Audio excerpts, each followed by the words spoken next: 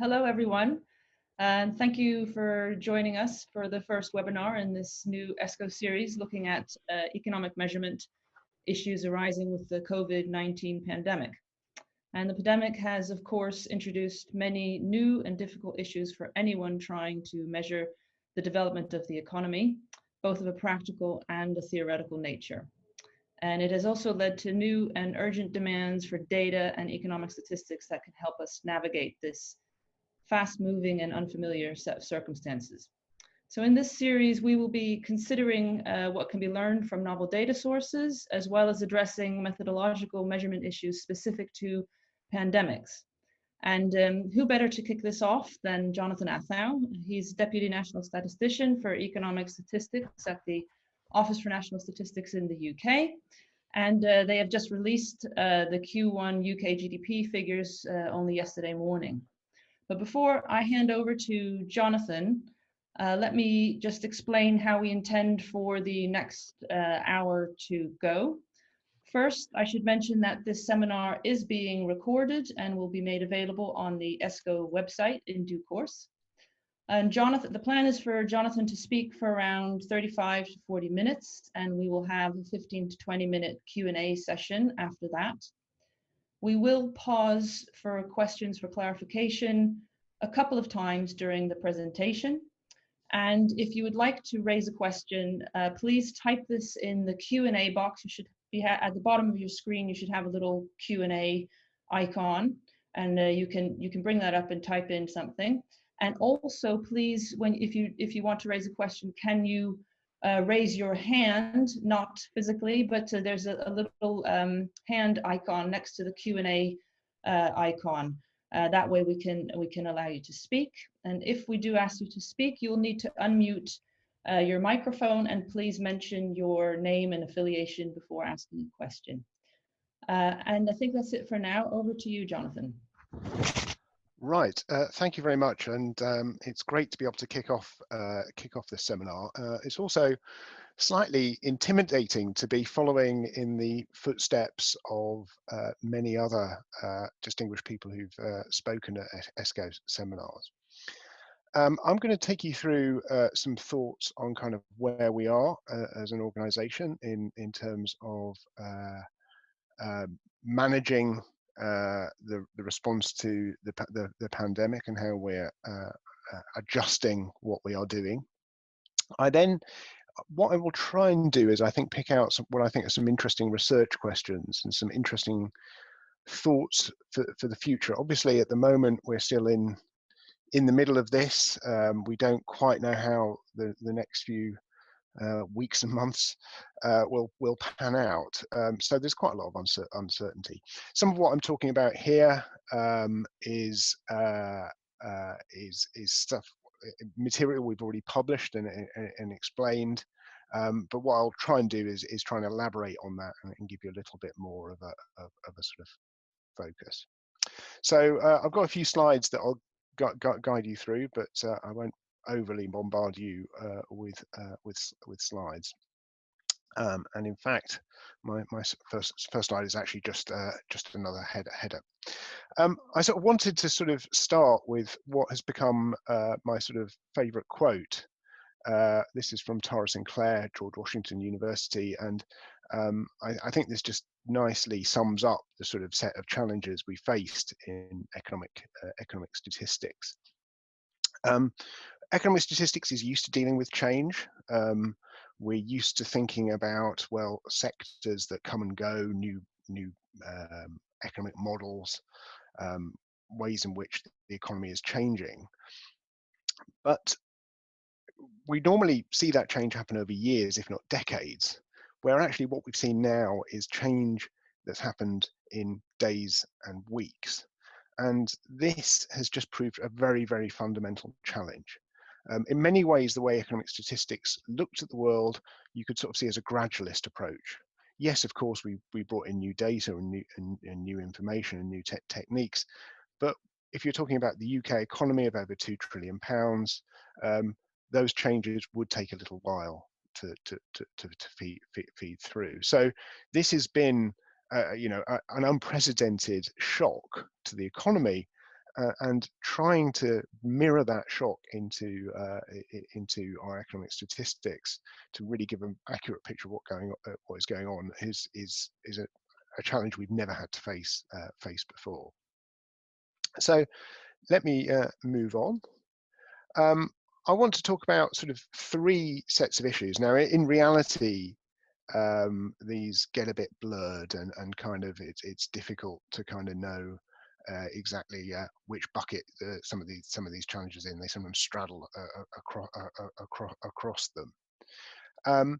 What we have is we've got some conceptual issues. So how do we deal with some particular issues? And I've got three that I will take you through. Sometimes these are sort of questions of how the national accounts should deal with a particular concept. And sometimes they're just much more fundamental things about kind of, well, actually, what does, and I'll come on to this, what does a measure of inflation really look like, and how should we consider it? There's a whole host of data issues, and I'll talk about some of the challenges with response rates. We know in some cases we are not seeing people responding to our surveys quite in the same way as they do normally. This raises a question of low response rates and in particular concerns around non-response bias. So there are some particular challenges we need to face. And then of course then you need the methods for using this data. As I mentioned before, you know, this sort of approach, the gradualism of economic statistics has sometimes been something that has been of great use to us, because we can use historical relationships between different economic variables to sort of nowcast or forecast the missing bits. But the one thing that is pretty apparent at the moment is many of those historical relationships just do not hold. And so what do you do around that? I think there's some really interesting sort of questions we'll need to face around all of these. And I think, again, in terms of where we are looking for support, you know, we will be looking for quite a lot of support there. But I wouldn't want you to think this is all bad news. This is all a degree of challenge. It's all about the challenges. I think there are some opportunities, and I'll come on to these at the end. So,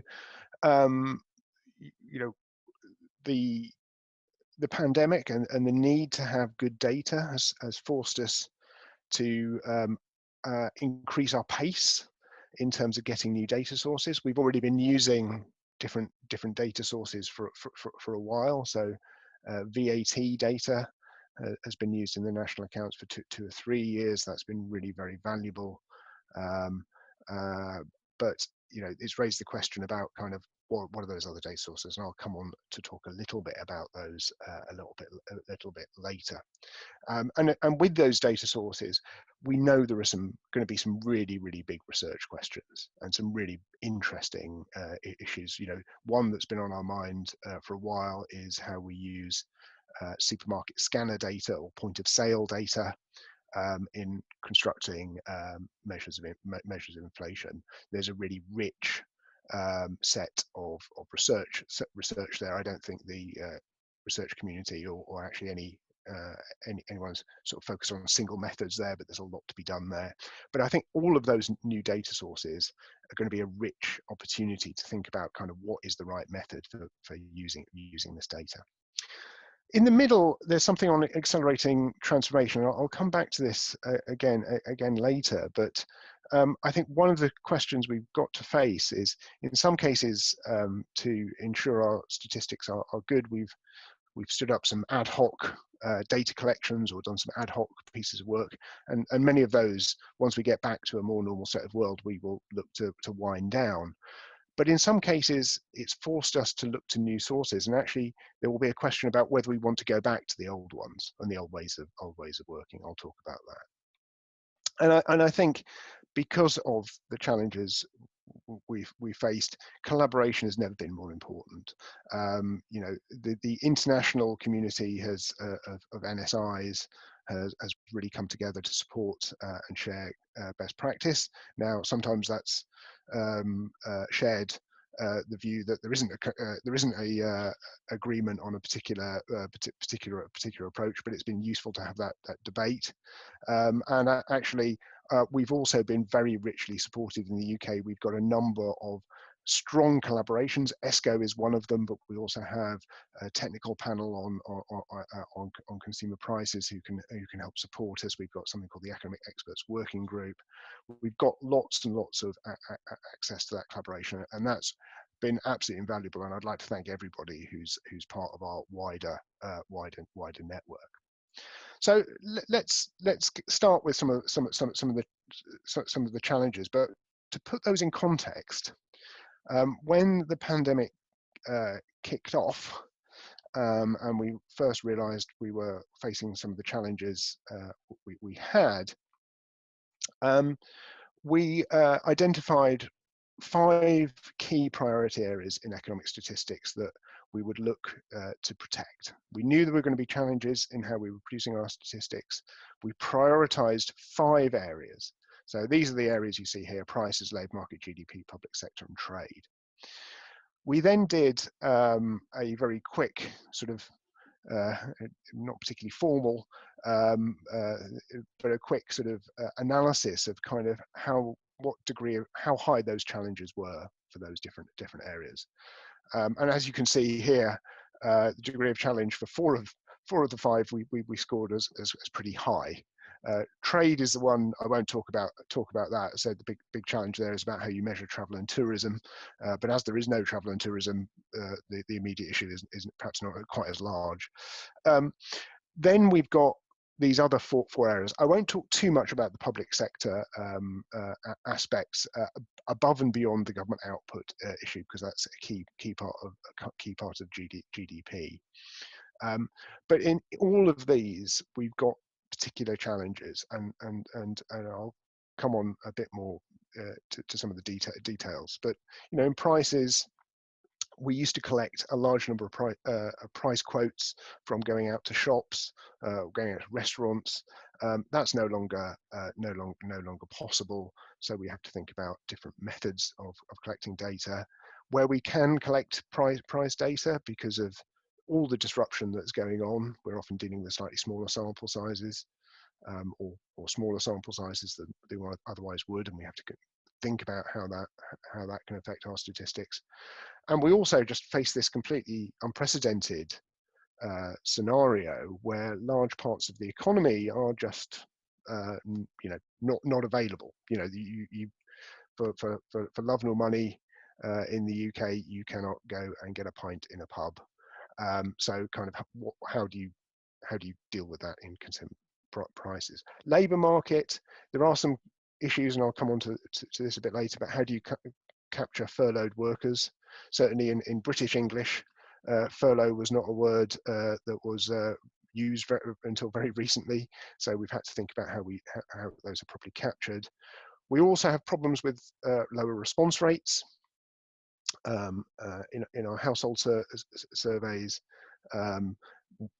our labour force survey had an element of face-to-face interaction. That's no longer available. We're using telephone and things like that. That's more challenging to get responses.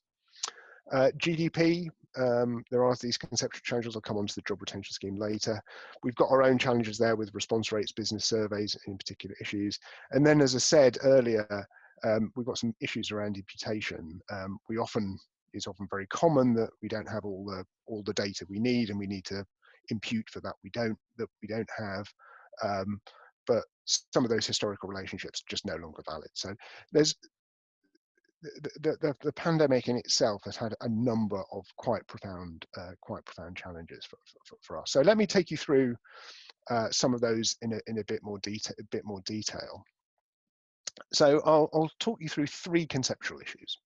So the job retention scheme, for those who are outside the UK, the government has set up a scheme where workers who are not working because of coronavirus restrictions, the government will pay 80% of their wages. Now, we've never had one of these schemes in the UK, and the amount of money being spent on it is huge. So depending on exactly how you measure, between 20 and 25% of the UK workforce could at one point or are still covered by the job retention scheme. So if you think about that, 80% wages for 25% of the workforce, you are looking at very large amounts of money. So this is one where, you know, there are some international comparators, and we've looked at kind of how we should treat it. And the real sort of question here has been whether you see it as a benefit. Is it a benefit, a government benefit to workers, or should we see it as a subsidy? Now, this is an area where there are different views, and we've had those different views within the ONS. There are different people who have different views about the best way of treating this internationally, and also with some of our expert advisors. There hasn't been unanimity on how we should go about doing this. But essentially what we've done is we've treated it as a subsidy. And I'll explain on the next slide as to how that affects GDP. And then again, are these people employed or not employed? Well, it's pretty clear actually in the international guidance here that these people still have a contract of employment with their employer. We would see them as temporarily away from work. There are other scenarios in which people can be temporarily away from work. You could argue things like maternity and paternity leave. But then there's this real issue. I'll come to the end, and the next slide will take you through a bit on that one. That we've got, you know, 3 measures of GDP. They should, in theory, add up. They very rarely, they should all be equal. In reality, they very rarely do. So, but there's a challenge here that if the workers are not working, they're not producing any output. But if they're still getting wages and salaries, they've got some income. How do we square that particular circle? The CPI issues, so our consumer inflation measures, essentially we work on a fixed basket there, but there's a real challenge now that certain goods and services are just no longer available. How on earth do you have this fixed basket when you've got things where there is nothing to collect? And I think this is a really interesting issue, and I think Kevin Fox is on the call. I know he's been doing some thinking about this. I think this is a really rich area. Then finally, on the right-hand side, we've got education output. So for government output, where possible, we try and use direct volume measures of activity. And for education, particularly schools, we use basically what's equivalent of number of pupil hours of tuition. But in the UK, virtually all schools are closed. I think 95% plus of children are not going to school. How on earth do you deal with this? So, let me take you through some of these. So some of these are a bit more, how do you imply national accounts? But I think things like, as I said, this concept of how you measure inflation and also government output is a really interesting area, I think. And actually, the pandemic has just shown how important that is, but also how interesting it is as a concept. So this slide tries to give you a sense as to how the coronavirus job retention scheme is being treated, and the top row gives you the job retention scheme. There's also an equivalent for self-employed people, which is the self-employed income support scheme or something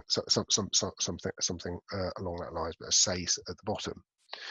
So essentially, what we are doing is we're treating it as a subsidy. So the government is making a payment, and for those of you who know too much about the national accounts, that's given that fits into a D39 transaction. And subsidies bring down GDP. So in terms of the expenditure, the income measure of GDP, subsidies bring that down. So essentially, they're getting a subsidy. GDP falls by that amount. But of course, that is simply offsetting the wages and salaries that are being paid to employers, and we're still counting all the payments that employees are getting as wages and salaries. There's also some employer social contributions that go alongside that. But the net effect is that payments made under this scheme essentially do not impact GDP. Now there is a little, if employers want to top up the 80% to 100%, we actually take that off gross operating surpluses. So the essential story here is that these employees are not working, so therefore there is no output from these employees, and there is no income in national accounts terms attached to those employees either. So this is kind of how we square the circle, as I said, between GDP, the output measure of GDP, and the income measure of GDP. So that's where we've got to with that, but it still allows us to measure wages and salaries as they're paid through the payroll. And essentially, while the mechanics are slightly different for the self-employed, we're doing the same same thing. The payments there are subsidy, so that brings down GDP. The mixed income, which is how we categorize self-employment earnings, then goes the other way. So this is kind of the framework we've chosen. It's still, we still say it's a provisional judgment because there's still ongoing debate internationally about the best way of recognizing this. As we're sort of going on for time, what I will do is I'll pause when I get to the end of these conceptual issues, but I'm certain we might well come back to this one. Then there's this interesting question of missing goods and services in CPI, CPIH. And this is really, I think, started to open a whole set of issues for how we deal with and how we conceptualize inflation. And this might be my overly simplistic view of this, but essentially CPI, CPIH, or your consumer price inflation, is trying to sort of measure two things. Firstly, if there is an idea of consistency over time, we want a measure that allows us to have clear long time series. The macro modelers want this. The people trying to look at changing prices over a long period of time. And at the same time, we want something that sort of says, well, actually, consumers, what are they spending their money on? What are those prices how are those prices changing? It's the here and now of what's going on. Now, I think in most times, apart from now, you always meet that through one index, and for most people, the CPI type index allows you to meet both of these issues. But now it's much less clear. As I said, certain goods and services are no longer available. And also that's a sort of supply side constraint, but we've also had a big demand side change. So certainly in the UK, road fuels consumption or sales are down massively. People are not traveling by car. So there's been big consumer shifts as well on the demand side. Now, where we've sort of got to on this one is essentially to try and keep CPI, CPIH focused on that long-term measure. And then can we develop supplementary indices that allow you to understand a bit more what's going on in the short term? So one of the things we're planning to do in terms of that supplementary index, and I think there are lots and lots of things you could do here, is to rescale the basket, excluding goods and services that are not available. So you basically rescale the weights to deal. Essentially, this is to deal with the supply shock that certain things are no longer supplied. Now, we're not reweighting because we don't have any better data on what consumer spending, how the demand side has changed, but you can reweight to deal with that supply shock. But as I said, this is this has started a very rich debate, and I know, as I said, Kevin Fox and Owen DeVert are thinking about exactly kind of how you might deal with these things. I think it's really quite an interesting, very interesting area. So, and then finally, I just want to talk about government output, and then we'll pause there. So, as I said, we normally collect number of pupils being taught in school, pupil hours. Essentially, we've moved where children are still taught in school. We continue to count that, but then for remote learning, we've put in place a new method. So we capture the hours of remote learning, but we adjust for two things. Firstly, we adjust for changes in teacher hours. So essentially here the idea is that, because it's teacher provided learning, if there are fewer teacher hours, then there's less being taught, less output. And what we've done is we've stood up a partnership with a private sector company that surveys teachers, and we asked them to do a survey of how many hours they're currently working compared to normal. And as you can see from the chart on the right, or hopefully see the chart on the right if it's not too blurred, is that in general we are seeing fewer hours worked by teachers, and in particular we're seeing fewer hours worked by primary teachers. So that's one adjustment we're making, and then we are also adjusting for parental output. So if a parent teaches a child, that is in national accounts term home production, so outside, not part of GDP, so we shouldn't be counting that. And again, we've got another chart. There's another chart in a note we published yesterday that says how much of that learning is being parentally supported.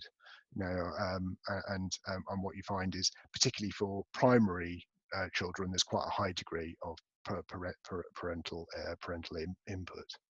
So this is a new framework we've put up for creating education output. And as I said, on itself, the team who are responsible for this, I think, we've managed to do this in a few weeks, to put in place a whole new method. But it has raised a really interesting question, which was in vogue a while ago, and I think is coming back and is really important, is to kind of how do you measure government output in a particularly meaningful way. And I think this has just brought it to a head.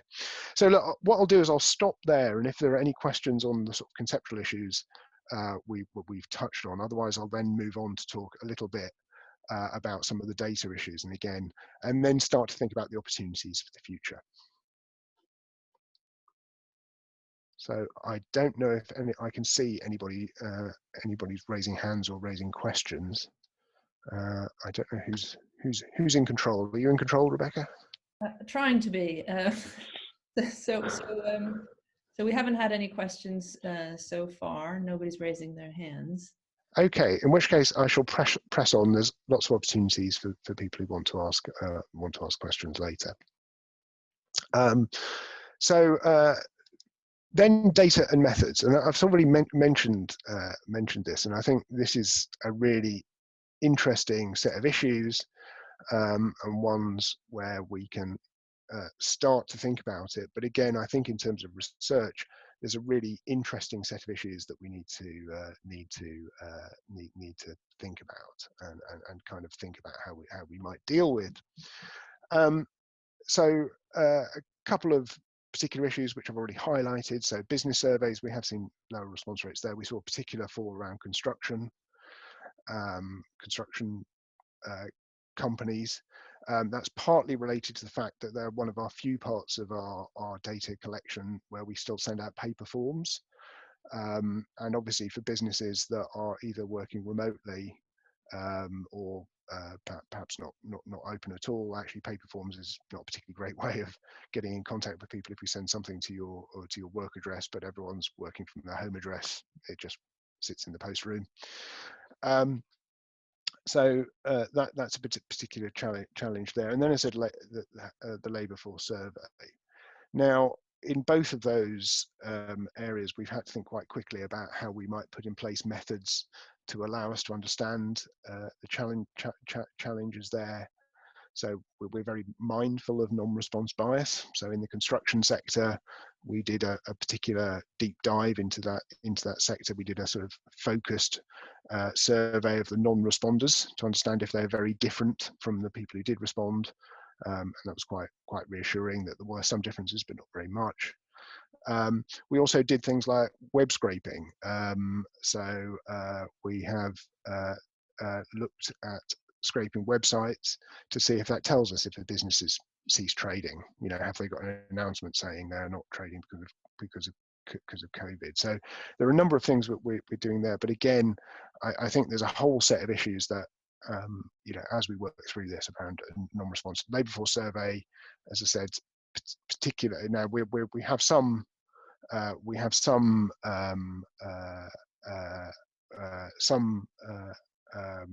benefits from the current labour force survey in that it's a wave structure. So actually, it's only really the first wave who've not been able to use the face-to-face interview. The subsequent waves we tend to use by telephone anyway. So there have been some things there.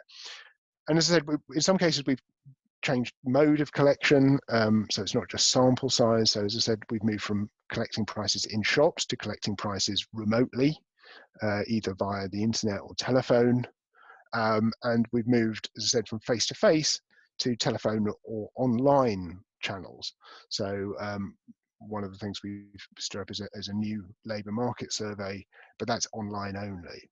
And there's real issues here we have to think about in terms of mode effects and non-response bias.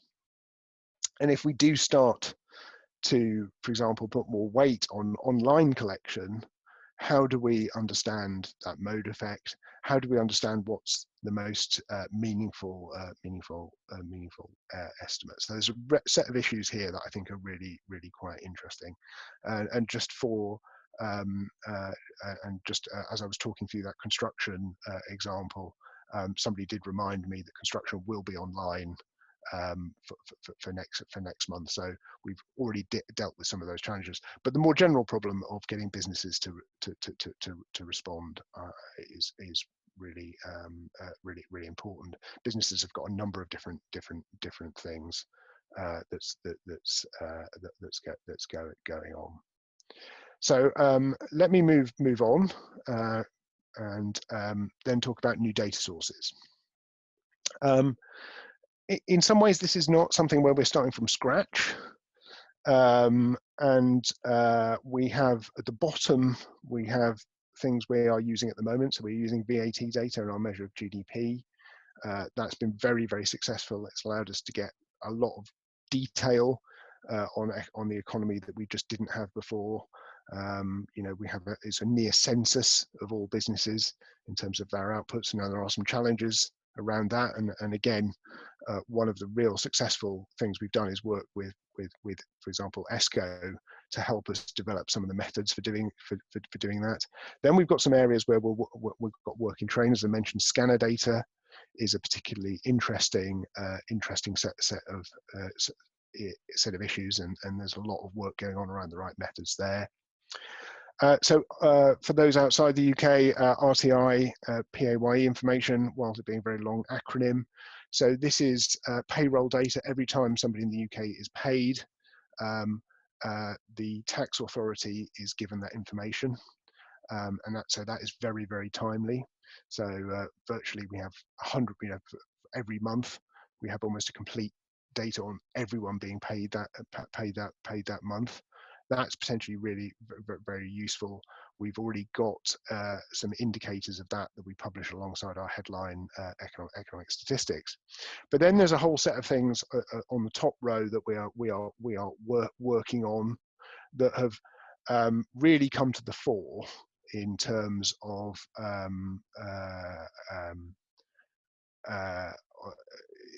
the pandemic. So there's a real interest in understanding transaction data.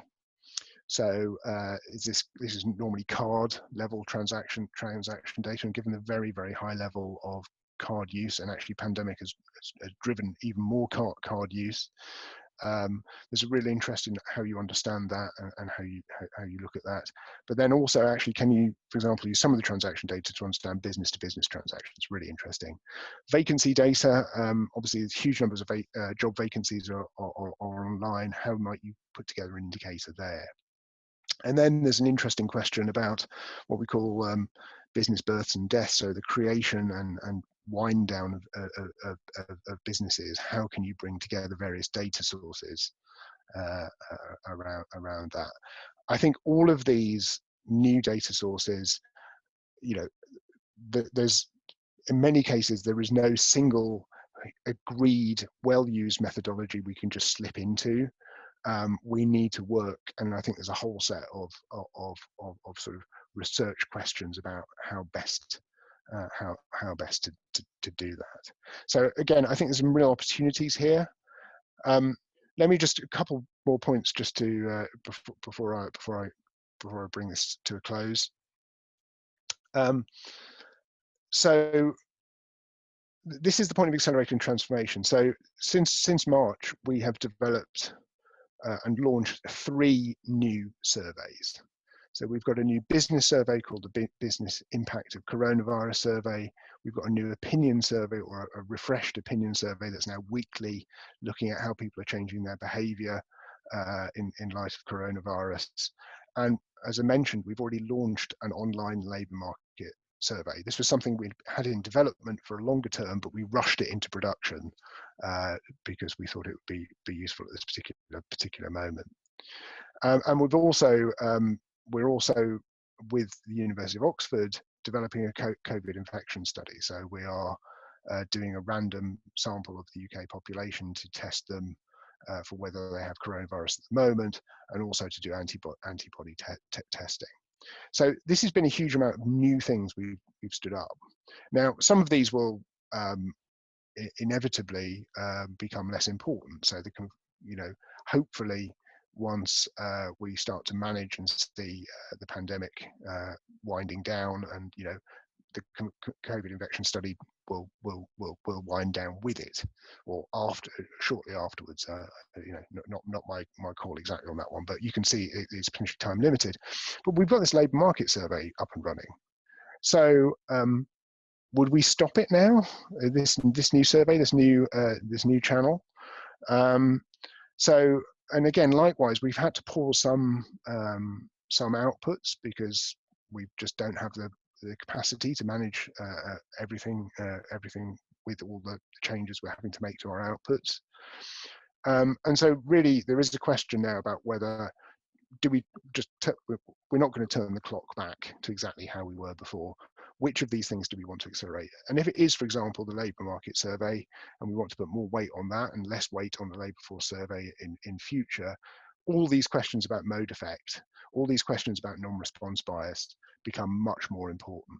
So I think as we start to think about this accelerating transformation, there's going to be a whole set of research questions that's going to be raised here as well. Well, where does this all leave us? And I was just trying to. This is just a few thoughts of kind of where can I see economic statistics going? Well, as I said, this demand for high frequency data, that's clearly come out very, very strongly in the pandemic, and I can't really see that sort of going. I can't see people saying, "Oh no, we've had this really timely data. Go back to something else." And I think we are, you know, these new data sources, the ones I talked about, we need to exploit those, but we need the methods, and we need a lot of work to understand them. I talked about imputation and particular issues. I think this might cause us to look back at a lot of what we do and think about kind of are there different ways of doing things. So for those people who are interested in sort of those nowcasting, forecasting methods, and we've used that a lot. We've got some really good projects with the Fraser of Allender Institute on nowcasting, but I think that could become much more of an active area of research interest. As I just sort of said, we're not going to just reset the clock. So how do we work to understand those transition effects? As I said, I don't know what the new normal is, but we are going to end up with some perhaps quite different sets of economic policies, economic levers, and how on earth do we think about those? The UK Chancellor announced earlier this week some changes to the job retention scheme for the future. If we end up with more wage subsidies, lots and lots of ways in which the economy is changing. One of my slides earlier said that the UK government has announced 30 separate schemes, and all of these things need to be understood and properly accounted for.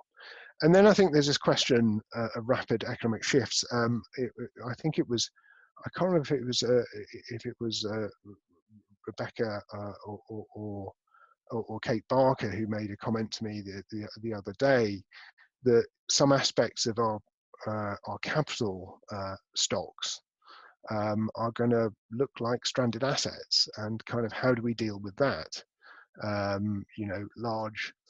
Large office blocks in the centres of London suddenly start to look like they're much less valuable if we're trying to understand the economy and its productive potential. Measures of productivity and multi-factor productivity and those sorts of things. How do we account for all of those sorts of things? So I think there's a really, really rich set of issues we have to deal with. Some of them are here and now. Some of them will come in the future, in future weeks. Some of them perhaps are quite long-term issues. So that's kind of where I wanted to sort of leave it. I hope that's given you a sort of sense of kind of how we're approaching this, some of the issues we're dealing with, and instead, really in this last slide, I'm just trying to start thinking that we need to start, looking to the future. And starting to anticipate now some of the challenges and some of the opportunities as well that we're going to face in the future. So that's kind of all I wanted to say, and really now open to questions. Thank you, Jonathan. So we have a few questions coming through, and I think we'll take a couple at a time. So we're going to unmute some of the people who have raised questions. So if I could ask Bernard Goldhammer to raise his question, and also, and after that, Ariel Lewis Virkierman. Please go ahead, Bernard. Yes, hi, I'm Bernard Goldhammer from the European Central Bank, and my question was Jonathan, you were talking about changes in consumer spending, and this could be seen from a CPI. Actually, I think a CPI is also in normal times not the indicator which is designed for that, but it's actually the retail trade figures. So and actually, when you now look at the retail trade figures, you can see the shifts. Already, there's data up to March, I think, available. You can see the shifts to move food basically away from, because of lockdowns, because from clothing, for example, and to online sales. So something that you didn't mention is there are actually indicators there that tell you some parts of the story, but you have probably to look at them. So I think new data sources is fine, but also your existing data can tell you parts of the story, but probably not in the domains where you usually look at it. That's my question, basically. Yeah, I think that's a really good point, and I think one of the before I deal with that specifically, I think one of the issues that the pandemic has brought to light is that you have to join up and be much more look at statistics across the board. You may have some data over here, but actually there's something over there that you wouldn't normally look at that sometimes brings it together. So I think, yes, the retail sales is really quite interesting. It does give you that sense of how consumer patterns are shifting. the challenge with all of this, again, is sort of congruence of data and concepts. And are we reporting retail sales at the level of granularity that would allow us to, for example, reweight a basket? Now, it might well be that you can have a start there, but it might be there are other sources. So, for example, scanner data, if we'd had that, that would allow us almost to reweight much more in real time. So you're absolutely right.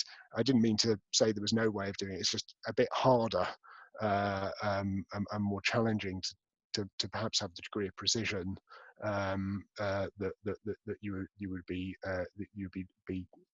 people might be looking for. Thank you. Thank you very much for that question. And can we ask now for Ariel Lewis Wierkerman to ask his question? Yes, thank you very much. My name is Ariel Wierkerman. I'm based at Goldsmiths, University of London. I wanted to quickly ask if you could please be able to expand on how the mismatch between the three perspectives on compiling GDP, output, expenditure, and income is being solved as a consequence of the implementation of the job retention schemes for employees and self-employed, specifically, if possible, as regards the expenditure view of GDP. Thank you very much. So again, I probably focused on income because I think that was where it's been most sorry, it's most obvious. But I think you're absolutely right. You've got the expenditure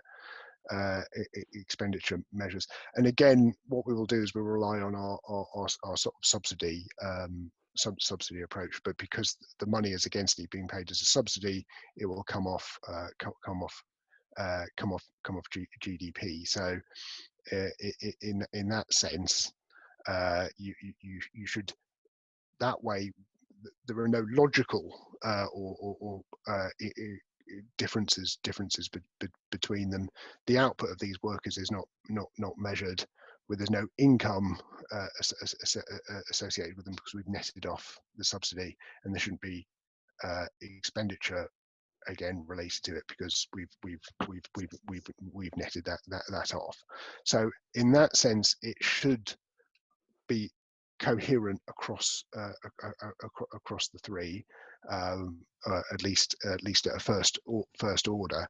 Now the real challenge is in more generally there is a problem, as I said, you know, our balancing is always a challenge.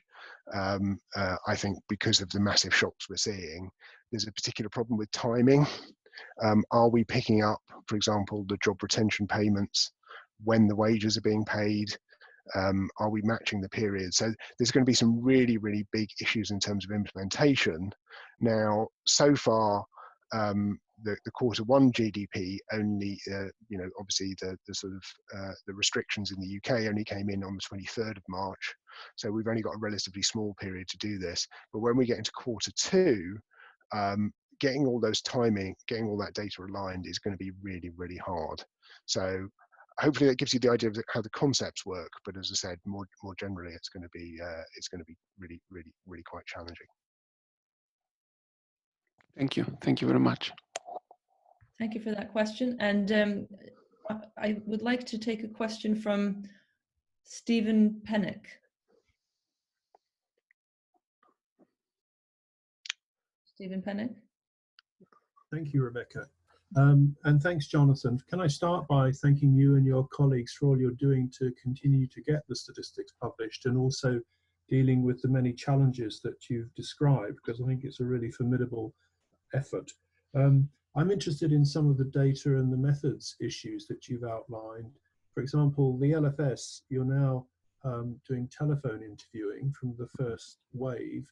Presumably, when you write to prospective contributors, you're having to ask for telephone numbers, and I'm just wondering how effective that's proving and whether in fact you're keeping your response rates up. So there were two sort of problems, and it's still a bit difficult to know kind of where the response rates will end up. So when we stopped our face-to-face interviews when the restrictions came in, We also shut down our contact centre in the office and moved everyone to home working. So our current contact centre staff doing the phone calls are doing that from home. Our current field interviews are also occasionally using phones at home. So there was a disruption from literally having to get people out of the office and set up at home with the right kit. So that just meant the response rates in general fell because there wasn't anyone to do the phones. We did find getting phone numbers is quite difficult. And you know, certainly I, as somebody who doesn't really ever pick up my landline, even if somebody did phone it, they wouldn't get an answer. So we've tried a number of different ways, and we're getting better at getting phone numbers and getting people to respond. And we are sort of thinking then about whether we move to a different model. You know, can we, for example, if we're not going to be visiting people face to face, can we knock on their door and ask for a phone number, or ask them to nudge them into responding? But we've had to make this, you know, we're having to sort of innovate in real time here. As I said, we have seen a fall in the response rate of the first wave of the LFS. I haven't seen the final numbers, and more generally, the LFS has been under pressure for us for a while. You know, we've been having about 55% response rate, so it is quite challenging. As I said, the good thing about the LFS is because it happens over 5 waves. It's been the first wave that's been affected most. The other waves haven't been yet. We're also then we've got some data we can triangulate against. So we've got a business survey that's looking at that helps us understand a bit about employment. We've got this new labour market survey online. That's for a brand new survey that we've stood up very quickly. We're getting quite good responses there, so that's another way of getting data. And we're also looking to double the sample size of the labour force survey. So even though response rates might be lower, we can broaden the pool of people. Now, of course, all of these are imperfect solutions, and we need to sort of monitor. But at the moment, that feels that we've got some plans in place to keep those statistics going. And as I mentioned, we've got access now to or working with HMRC on real-time information data. So for employees, we know how many employees were paid in a particular month, and from next week we're going to be publishing median earnings for those employees as well. So we've got other ways of looking at what's going on in the labour market. Thank you, Stephen, and for the response, Jonathan. Just before we move on to some more questions, Jonathan, you might want to respond to, there's been a few people getting in touch just to say whether some of these new data that you're collecting will be made available to other researchers. And I certainly seem to recall I received an email from the RS either yesterday or the day before.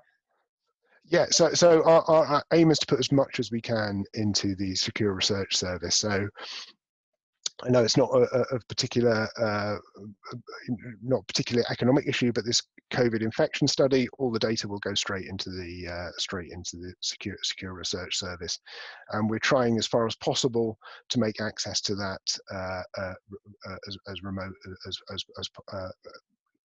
people can do it remotely. Now, there is a bit of a challenge that with some of these new data sets, it will take a little while for us to work out how best to put that data in the secure research service. So, for example, I mentioned scanner data. We need to work out what the best way of doing that is. But the intention is that everything will go in there. But as I said, in some cases, we're going to just have to work out ways in which we can do it in ways that protect the data as far as possible. But that will be the general aim, will be to ensure that the individual data can go into our research settings for researchers.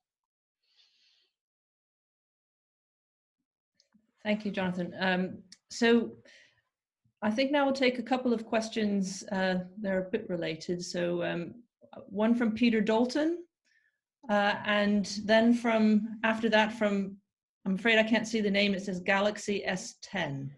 We'll start with Peter Dalton.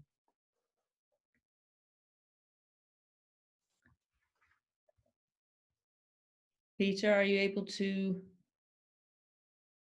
unmute your microphone? I think Peter is no longer on the call. Okay. Okay, so Peter was asking, in the basket of goods, which goods which are now not bought, can we partially substitute from disaggregated supermarket data? So would beer bought in supermarkets substitute for beer bought in pubs? I think this is very difficult. I mean, it's a very it's back to this question of kind of how do you measure these demand shifts that may have happened. I think there's going to be a very rich set of options there for trying to reweight, whether it's from pubs to beer bought in shops, whether it's from restaurant meals to takeaways, lots of ways you can think about it, but actually trying to get hard data to allow us to do that is a bit more challenging in real time. And I'm glad nobody's asked me about how we're going to do the weights for the CPI basket in a year and a half, or whenever it comes to that. I will leave that. I'll leave that to future Jonathan to sort that one out. And do we have Galaxy S10 still on the call? I'm wondering if this is Elon Musk's child. Hi, Jonathan. Hi. It's actually me, Amina. Oh, hi, from Amina. ONS. I was just wondering, because of monetary financing, it's very important to calculate CPI quite accurately. So are we adjusting rapidly our basket of goods, like monthly, or is it just fixed for some time? It is going to be fixed, and in many ways, as I said, it's quite difficult, because if you did change the basket, how would you then compare it to next year? And again, the weights and the changes of that. Now, obviously, we do change the basket year on year, but most of those changes are pretty incremental and allow us to have that consistency of measurement over time. Now, all the data is going to be there, and as I said, I think what might be helpful at the moment is not to change the CPI/CPIH, but to calculate a supplementary index that might capture some of those things. And I know Kevin has got a really interesting paper with lots and lots of different ideas for how you might do that. So I think there's going to be a really live debate to get around this. And again, it's something the Bank of England's fascinated in themselves, because they've got an inflation target and they want to know kind of, are there any quirks we might see in that in terms of them meeting their targets. So I think it's really, your point is a very, very good one. I think our natural approach here is to, if not be cautious, to think through quite carefully what the consequences are of for example, changing baskets in year. Okay, thank you. Can we ask for a question from Dev Verdi about the regional accounts?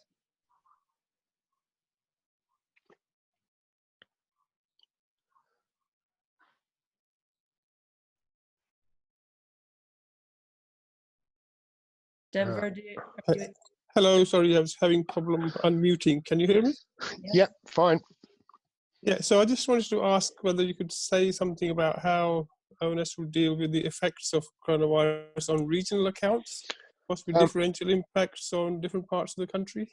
So at the moment, there's still a bit of a challenge for us in terms of some of the disaggregations of our data are going to be harder. Almost a sort of just a consequence of lower response rates. This means sample sizes are smaller and therefore become less reliable further down the sort of hierarchy you go. And so there's a real challenge for us about kind of how we continue to produce regional data.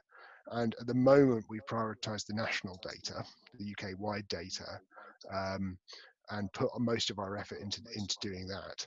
So we will come back to these questions of sort of either regional and sometimes sectoral. People are also really interested in the sectoral breakdown. So we will have to come back to that later, but that is going to be more challenging to do simply with the data limitations. And also we've had to, as we've sort of explained, had to stand up new methods for education. So there's a limited amount of bandwidth, and we've had to direct it more into the UK-wide indicators than sub-national indicators. Okay, I think we have time for one more question. Can we ask Rachel Scarf to unmute? Oh, hello, I'm Rachel Scarf from the University of Edinburgh. So I'd like to ask about measuring the gig economy, because I know that the ONS is thinking about ways to do that, partly through the labour force and through other ways. And I was wondering if that work is still ongoing and whether those people will be picked up, or are there any specific questions relating to that in the online labour market survey you were talking about? That's a really good question, and as I said, more generally we have had to reprioritize some people away from some of the projects.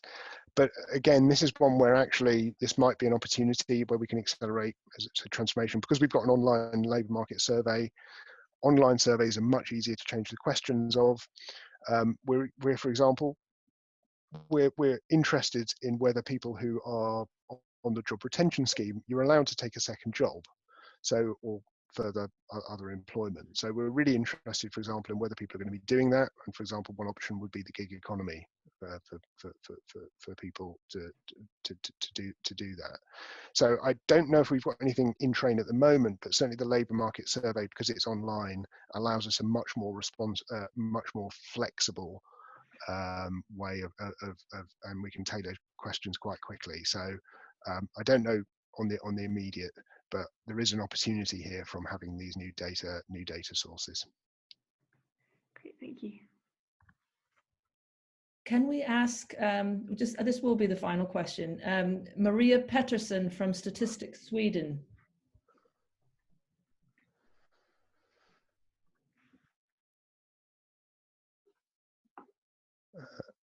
Maria, are you on mute? Maria, are you able to unmute your microphone?